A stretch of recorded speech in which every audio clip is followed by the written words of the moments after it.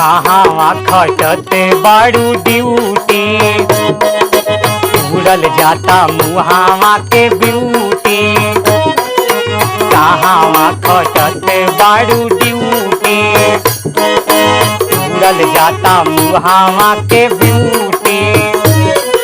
रातों दिन गरदा उड़ावताड़े हो, धाका धक थारे सर चलावताड़े हो। दाम ताड़े हो सैया, दाम ताड़े हो, दाम ताड़े हो राजा, दाम ताड़े हो। चैत में कहाँ से धुआइए करू ये भौजी।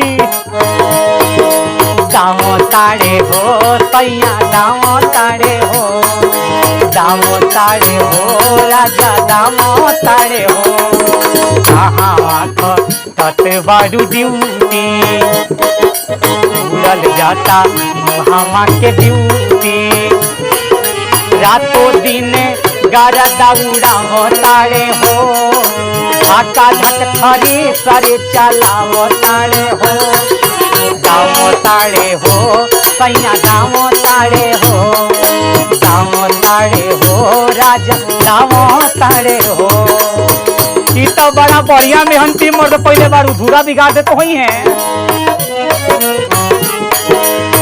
देहिया करत बाणे चैत में नाश हो, एको दिना नाही लेत बाणे साथ हो।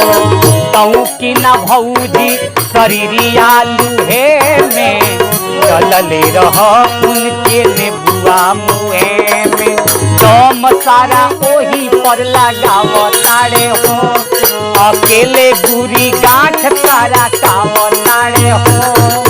दाम ताड़े हो राजा, दाम ताड़े हो, दाम ताड़े हो सैया, दाम ताड़े हो।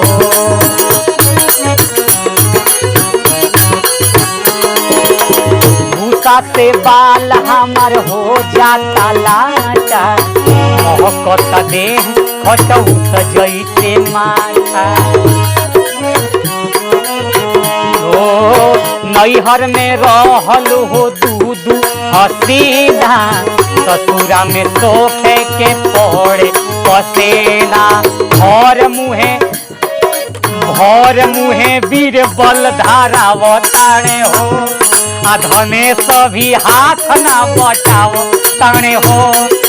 दाम ताड़े हो राजा, दाम ताड़े हो, दाम ताड़े हो राजा, दाम ताड़े हो, दाम ताड़े हो सैया, दाम ताड़े हो, दाम ताड़े हो राजा, दाम ताड़े हो, दाम ताड़े हो।